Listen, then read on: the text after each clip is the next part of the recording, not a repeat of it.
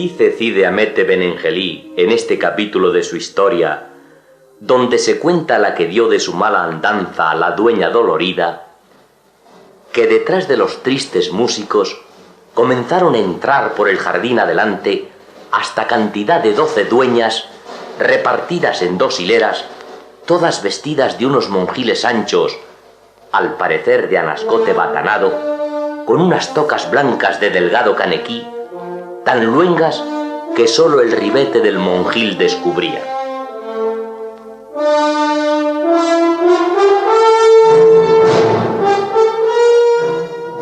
Tras ellas venía la condesa Trifaldi, a quien traía de la mano el escudero Trifaldín de la blanca barba, vestida de finísima y negra bayeta por frisar, que a venir frisada descubriera cada grano del grandor de un garbanzo de los buenos de Martos. La cola o falda, o como llamarla quisieren, era de 3 puntas, las cuales se sustentaban en las manos de 3 pajes, así mismo vestidos de luto, haciendo una vistosa y matemática figura con aquellos 3 ángulos acutos que las 3 puntas formaban, por lo cual cayeron todos los que la falda puntiaguda miraron, que por ella se debía llamar la condesa Trifaldi, como si dijésemos la condesa de las 3 faldas. Y así dice Benengeli que fue verdad, y que de su propio apellido se llamó la condesa Lobuna, a causa que se criaban en su condado muchos lobos, y que si como eran lobos fueran zorras, la llamaran la condesa Zorruna, por ser costumbre en aquellas partes tomar los señores la denominación de sus nombres de la cosa o cosas en que más sus estados abundan. Empero esta condesa, por favorecer la novedad de su falda, dejó el Lobuna y tomó el Trifaldi.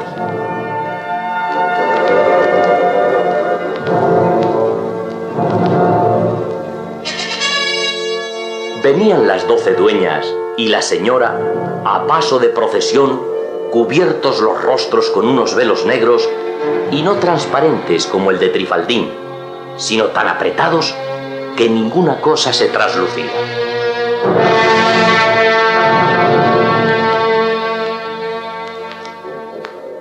Así como acabó de parecer el dueñesco escuadrón, el duque, la duquesa y Don Quijote se pusieron en pie y todos aquellos que la espaciosa procesión miraban.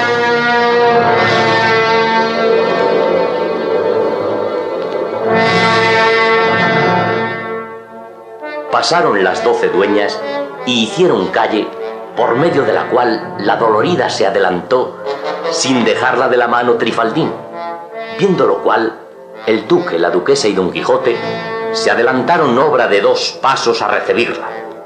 Ella, puestas las rodillas en el suelo, con voz antes basta y ronca que sutil y delicada, dijo: Vuestras grandezas sean servidas de no hacer tanta cortesía a este su criado, digo, a esta su criada, porque según soy de dolorida, no acertaré a responder a lo que debo, a causa que mi extraña y jamás vista desdicha me ha llevado al entendimiento no sé a dónde, y debe ser muy lejos, pues cuanto más le busco, menos le hallo. Sin él estaría, señora condesa, el que no descubriese por vuestra persona vuestro valor, el cual, sin más ver, es merecedor de toda la nata de la cortesía y de toda la flor de las bien criadas ceremonias. Y levantándola de la mano, la llevó a sentar en una silla junto a la duquesa, la cual la recibió a sí mismo con mucho comedimiento. Don Quijote callaba y Sancho andaba muerto por ver el rostro de la Trifaldi y de alguna de sus muchas dueñas, pero no fue posible hasta que ellas de su grado y voluntad se descubrieron. Sosegados todos y puestos en silencio, estaban esperando quién le había de romper, y fue la dueña dolorida con estas palabras: Confiada estoy, señor poderosísimo, hermosísima señora, y discretísimos circunstantes, que ha de hallar mi cuitísima en vuestros valerosísimos pechos acogimiento, no menos plácido que generoso y doloroso, porque ella es tal, que es bastante a enternecer los mármoles y a ablandar los diamantes y a molificar los aceros de los más endurecidos corazones del mundo. Pero antes que salga a la plaza de vuestros oídos, por no decir orejas, quisiera que me hicieran sabidora si está en este gremio, corro y compañía, el acendradísimo caballero Don Quijote de la Manchísima y su escuderísimo Panza. El Panza aquí está, y el Don Quijotísimo así mismo, y así podréis, dolorosísima y dueñísima, decir lo que quisieridísimis, que todos estamos prontos y aparejadísimos a ser vuestros servidorísimos. En esto se levantó Don Quijote y, encaminando sus razones a la dolorida dueña, dijo: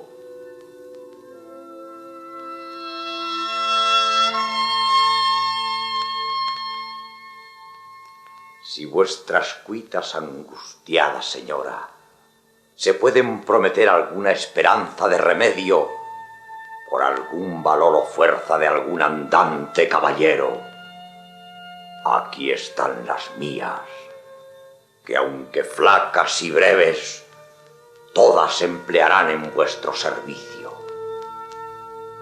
Yo soy Don Quijote de la Mancha, cuyo asunto es acudir a toda suerte de menesterosos. Y siendo esto así como lo es, no habéis menester, señora, captar benevolencias, ni buscar preámbulos, sino a la llana y sin rodeos, decir vuestros males, que oídos os escuchan, que sabrán, si no remediarlos, dolerse de ellos.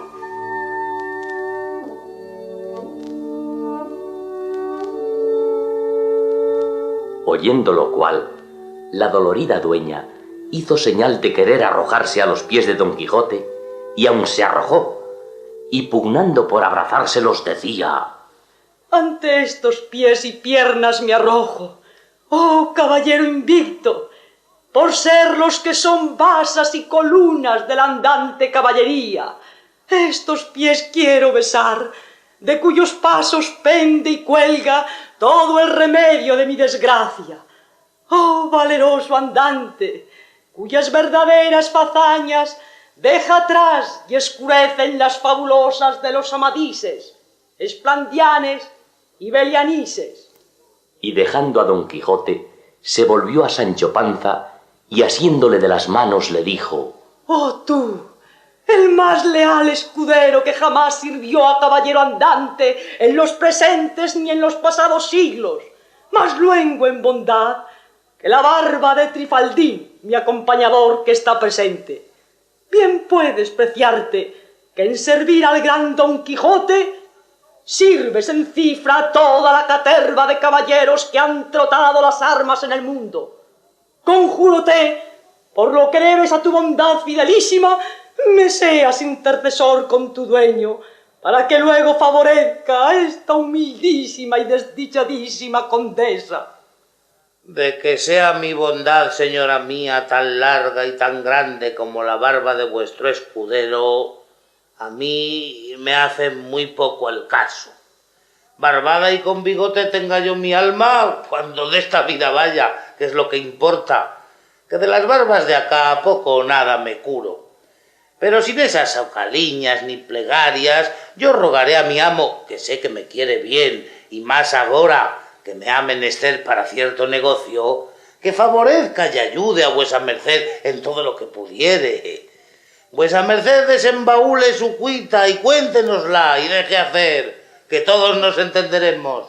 Reventaban de risa con estas cosas los duques, como aquellos que habían tomado el pulso a la tal aventura, y alababan entre sí la agudeza y disimulación de la Trifaldi, la cual, volviéndose a sentar, dijo: Del famoso reino de Candaya, que cae entre la gran Trapobana y el mar del sur, 2 leguas más allá del cabo Comorín, fue la señora la reina doña Maguncia, viuda del rey Archipiela, su señor y marido, de cuyo matrimonio tuvieron y procrearon a la infanta Antonomasia, heredera del reino, la cual dicha infanta antonomasia se crió y creció debajo mi tutela y doctrina por ser yo la más antigua y la más principal dueña de su madre.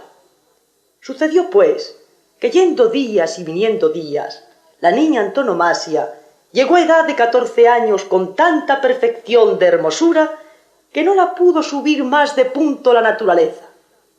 De esta hermosura, y no como se debe encarecida de mi torpe lengua, se enamoró un número infinito de príncipes, así naturales como extranjeros, entre los cuales osó levantar los pensamientos al cielo de tanta belleza un caballero particular que en la corte estaba, confiado en su mocedad y en su bizarría, y en sus muchas habilidades y gracias, y facilidad y felicidad de ingenio. Porque hago saber a vuestras grandezas, si no lo tienen por enojo, que tocaba una guitarra que la hacía hablar, y más que era poeta y gran bailarín, y sabía hacer una jaula de pájaros que solamente hacerlas pudiera ganar la vida cuando se viera en extrema necesidad. Primero, quiso el malandrín y desalmado vagamundo granjearme la voluntad y cohecharme el gusto para que yo, mal alcaide, le entregase las llaves de la fortaleza que guardaba.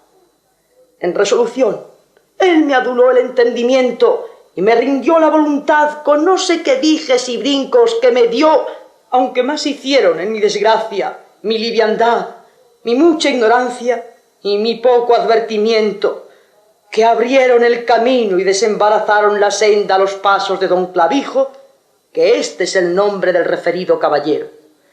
Y así, siendo yo la medianera, él se halló una y muchas veces en la estancia de la por mí, y no por él, engañada antonomasia, debajo del título de verdadero esposo, que aunque pecadora, no consintiera que sin ser su marido, la llegara la vira de las suelas de sus zapatillas. No, no, eso no. El matrimonio ha de ir adelante en cualquier negocio de estos que por mí se tratara. Solamente hubo un daño en este negocio, que fue el de la desigualdad, por ser don Clavijo un caballero particular y la infanta antonomasia heredera, como ya he dicho, del reino. Algunos días estuvo encubierta y solapada en la sagacidad de mi recato esta maraña, hasta que me pareció que la iba descubriendo a más andar no sé qué hinchazón del vientre de antonomasia, cuyo temor nos hizo entrar en bureo a los tres, y salió de él que antes que se saliese a la luz del mal recado, don Clavijo pidiese ante el vicario por su mujer antonomasia, en fe de una cédula que de ser su esposa, la infanta le había hecho, notada por mi ingenio, con tanta fuerza que las de Sansón no pudieran romperla. Hiciéronse las diligencias, vio el vicario la cédula, tomó el tal vicario la confesión de la señora, confesó de plano, mandóla depositar en casa de un alguacil de corte muy honrado. También en Candaya hay alguaciles de corte, poetas y seguidillas, por lo que puedo jurar que imagino que todo el mundo es uno.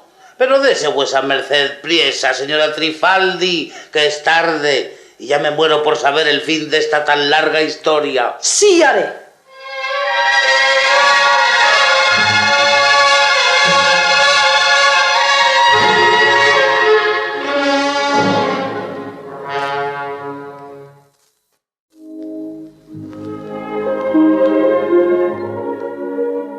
Siguiendo la estupenda y memorable historia de la Trifaldi, cuenta el autor que cualquiera palabra que Sancho decía, la duquesa gustaba tanto como se desesperaba don Quijote. Y mandándole que callase, la dolorida prosiguió diciendo: En fin, al cabo de muchas demandas y respuestas, como la infanta se estaba siempre en sus 13, sin salir ni variar de la primera declaración, el vicario sentenció en favor de don Clavijo y se la entregó por su legítima esposa. De lo que recibió tanto enojo la reina doña Maguncia, madre de la infanta antonomasia, que dentro de 3 días la enterramos. Debió de morir, sin duda. Claro está, que en Candaya no se entierran las personas vivas, sino las muertas. Ya se ha visto, señor escudero, enterrar un desmayado creyendo ser muerto. Y parecíame a mí que estaba la reina Maguncia obligada a desmayarse antes que a morirse. Que con la vida muchas cosas se remedian. Y no fue tan grande el disparate de la infanta que obligase a sentirlo tanto. Cuando se hubiera casado esa señora con algún paje suyo o con otro criado de su casa, como han hecho otras muchas según he oído decir, fuera el daño sin remedio. Pero el haberse casado con un caballero tan gentilhombre y tan entendido como aquí nos le han pintado, en verdad, y aunque fue necedad, no fue tan grande como se piensa. Porque según las reglas de mi señor, que está presente y no me dejará mentir, así como se hacen de los hombres letrados los obispos, se pueden hacer de los caballeros, y más si son andantes, los reyes y los emperadores. Razón tienes, Sancho, porque un caballero andante, como tenga 2 dedos de ventura, está en potencia propincua de ser el mayor señor del mundo. Pero pase adelante la señora dolorida, que a mí se me trasluce que le falta por contar lo amargo de esta hasta aquí dulce historia. ¿Y cómo si queda lo amargo? Y tan amargo que en su comparación son dulces las tueras y sabrosas las adelfas. Muerta pues la reina y no desmayada, la enterramos y apenas la cubrimos con la tierra y apenas le dimos el último vale cuando quis talia fando temperet a lacrimis, puesto sobre un caballo de madera, pareció encima de la sepultura de la reina el gigante Malambruno, primo cormano de Maguncia, que junto con ser cruel era encantador, el cual con sus artes, en venganza de la muerte de su cormana y por castigo del atrevimiento de don Clavijo y por despecho de la demasía de antonomasia, los dejó encantados sobre la misma sepultura. A ella convertida en una aximia de bronce, y a él en un espantoso cocodrilo de un metal no conocido. Y entre los dos está un padrón asimismo de metal, y en él escritas en lengua siriaca unas letras que, habiéndose declarado en la condayesca y ahora en la castellana, encierran esta sentencia: no cobrarán su primera forma estos 2 atrevidos amantes hasta que el valeroso manchego venga conmigo a las manos en singular batalla, que para solo su gran valor guarda en los hados esta nunca vista aventura. Hecho esto, sacó de la vaina un ancho y desmesurado alfanje, y asiéndome a mí por los cabellos, hizo finta de querer segarme la gola y cortarme a cercén la cabeza. Turbéme, pegóseme la voz a la garganta, quedé mohína en todo extremo, pero con todo me esforcé lo más que pude, y con voz tembladora y doliente le dije tantas y tales cosas que le hicieron suspender la ejecución de tan riguroso castigo. Finalmente hizo traer ante sí todas las dueñas de palacio, que fueron estas que están presentes, y después de haber exagerado nuestra culpa y vituperado las condiciones de las dueñas, sus malas mañas y peores trazas, y cargando a todas la culpa que yo sola tenía, dijo que no quería con pena capital castigarnos, sino con otras penas dilatadas, que nos diesen una muerte civil y continua. En aquel mismo momento y punto que acabó de decir esto, sentimos todas que se nos abrían los poros de la cara y que por toda ella nos punzaban como con puntas de agujas. Acudimos luego con las manos en los rostros y hallámonos de la manera que ahora veréis. Y luego, la dolorida y las demás dueñas alzaron los antifaces con que cubiertas venían y descubrieron los rostros todos poblados de barbas, cuáles rubias, cuáles negras, cuáles blancas y cuáles albarrazadas, de cuya vista mostraron quedar admirados el duque y la duquesa, pasmados Don Quijote y Sancho, y atónitos todos los presentes.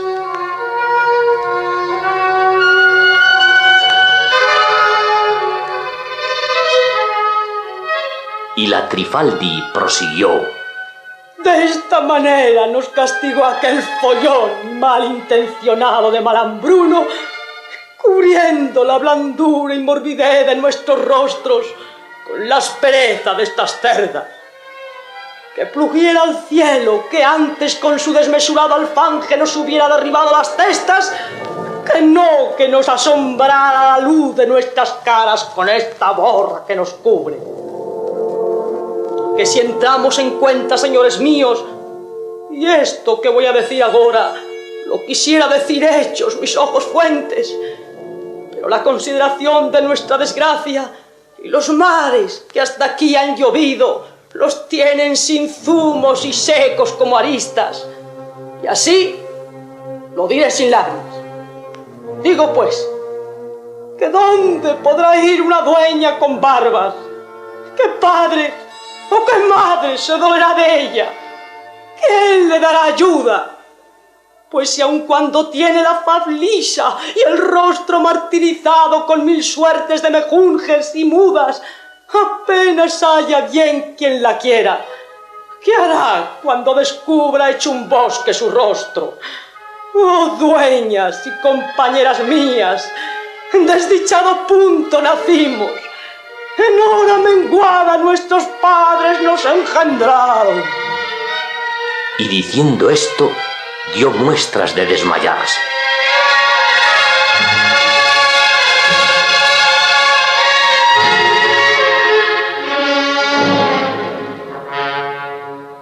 Real y verdaderamente, todos los que gustan de semejantes historias como esta deben demostrarse agradecidos a Cide Hamete, su autor primero, por la curiosidad que tuvo en contarnos las seminimas de ella, sin dejar cosa por menuda que fuese, que no la sacase a luz distintamente.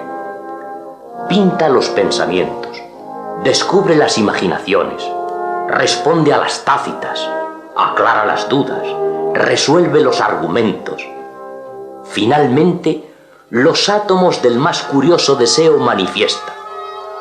Oh autor celebérrimo, oh Don Quijote dichoso, oh Dulcinea famosa, oh Sancho Panza gracioso, todos juntos y cada uno de por sí, viváis siglos infinitos para gusto y general pasatiempo de los vivientes.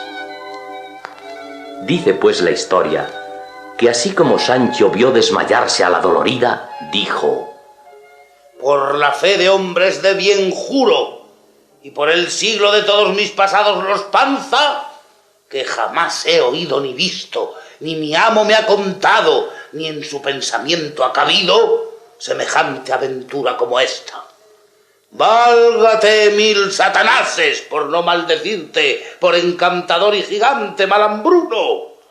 Y no hallaste otro género de castigo que dar a estas pecadoras, sino el de barbarlas. ¿Cómo y no fuera mejor, y a ellas les estuviera más a cuento, quitarles la mitad de las narices de medio arriba, aunque hablaran gangoso, que no ponerles barbas? Apostaré yo que no tienen hacienda para pagar a quien las rape. Así es la verdad, señor, que no tenemos hacienda para mondarnos. Y así hemos tomado algunas de nosotras por remedio ahorrativo de usar de unos pegotes o parches pegajosos y aplicándolos a los rostros y tirando de golpe, quedamos rasas y lisas como fondo de mortero de piedra. que puesto que hay en Candaya mujeres que andan de casa en casa a quitar el vello y a pulir las cejas y hacer otros menjurjes tocantes a mujeres, nosotras, las dueñas de mi señora, jamás quisimos admitirlas, porque las mías oliscan a terceras, habiendo dejado de ser primas. Y si por el señor Don Quijote no somos remediadas, con barbas nos llevarán a la sepultura. Yo me pelaría las mías en tierra de moros si no remediase las vuestras. A este punto volvió de su desmayo la Trifaldi y dijo: El retintín de esa promesa, valeroso caballero, en medio de mi desmayo llegó a mis oídos y ha sido parte para que yo del vuelva y cobre todos mis sentidos.